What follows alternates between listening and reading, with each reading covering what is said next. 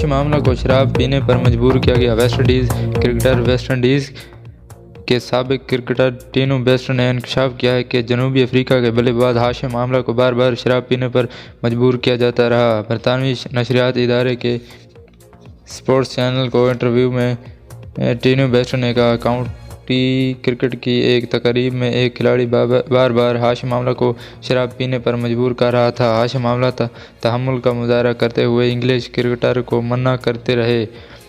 ٹینو best کا کہنا تھا کہ انہوں نے ہاشم آملہ کو تنگ کرنے والے کرکٹر کو کہا کہ ہاشم آملہ مسلمان ہے اور مسلمان شراب نہیں پیتے، تاہم وہ ہاشم آملہ کو مجبور کرتا رہا۔ ویڈیو پسند آئے تو چینل کو سبسکرائب کر دیں۔